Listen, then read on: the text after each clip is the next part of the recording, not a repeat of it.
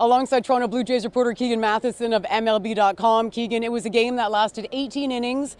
Both Clayton Kershaw and Max Scherzer pitched. George Springer got hurt. Shohei Ohtani went 4 for 4 with two home runs in this baseball game. Alejandro Kirk had a home run, and a handful of former Buffalo Bisons were put in very high leverage situations. In your life, Keegan Matheson, have you ever witnessed a baseball game quite like Game 3 of the 2025 World Series? God, what else happened? It's amazing. I will always remember being at this game, mostly for good reasons, because for a while it was one of the greatest postseason games we've ever seen. Then for a while it was just a long game. For the bullpens going back and forth, a lot of missed opportunities late. But this was one of those special World Series moments I think we're going to be talking about for a very long time, and a performance from Shohei Ohtani that I think we are going to be talking about forever. We'll be talking about John Schneider's decisions in this game for a long time as well. There will be a lot of second guessing after this one. John Schneider blew up his lineup early, and it showed late. You think about the top of the ninth inning, it's a tie baseball game. Neither Addison Barger or Bo Bichette are in the lineup. What did you make of the way John Schneider managed his lineup in this one? And it kept taunting the Blue Jays and John Schneider every time it would come around. Wouldn't it be great if Bo Bichette was here, if Addison Barger was here, if Alejandro Kirk, maybe their hottest hitter outside of Vladdy was here? That's really tough. I did not like the move to put in Straw over Barger at that point. I know that there is a base running advantage there, a small one, and that clearly backfired on them later in the game when Barger is a player who can break games wide open. But the Blue Jays really chased this game, Jen, I think from early on.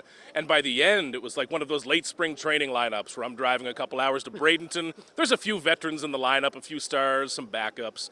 Not what you expect to see in the World Series. It was a game really of missed opportunities. Yes. I mean, you just alluded to it. The runners in scoring position, so many batters, so many base runners left on base. Is it really come down to the fact that as fine as the pitching was and as long as this game went, the Blue Jays did not cash runners when they had the opportunity? Absolutely. Brendan Little is unfortunately the guy that needs to stand in front of the cameras again and talk about a big home run. But every single player in that clubhouse had a chance to win the game or keep the game there. The hitters, I mean. And that goes right up and down the lineup, through Vladdy, through the guys who subbed in midway through. Everyone had their shot against the Dodgers bullpen that's supposed to be their weakness. I don't know where that went, but every single guy that came in was throwing 99 or 100 and filling the strike zone. So wherever that weakness went, I'm not sure. Really impressive by the Dodgers, but every Blue Jays hitter had a shot. Well, and threaded through the entire game was the fact that Shohei Ohtani had another one for the ages. He reached base 9 times, which smashes the postseason record, which was already held by him. Goes 4 for 4, 2 doubles, 2 home runs. The Blue Jays finally just waved the white flag with this guy for 4 at-bats. Is that what they need to do moving forward? Like, how do you deal with Shohei Ohtani as the series progresses? I think that's it. I loved at the end, the umpire just started looking over at John Schneider here in the Blue Jays dugout. Are you going to walk him again? And they would, over and over. I think that's got to be the strategy. And the Dodgers allowed that to happen because the bases were empty in most of those situations.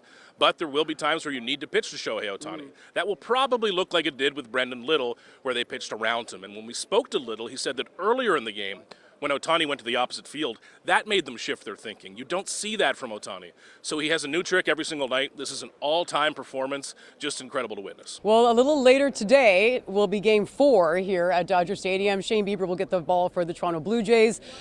Shohei Ohtani will pitch for the Dodgers. Shohei last pitched in Game 4 of the NLCS. That was a game in which he struck out 10 batters and hit 3 home runs, widely considered the greatest single performance in the history of baseball.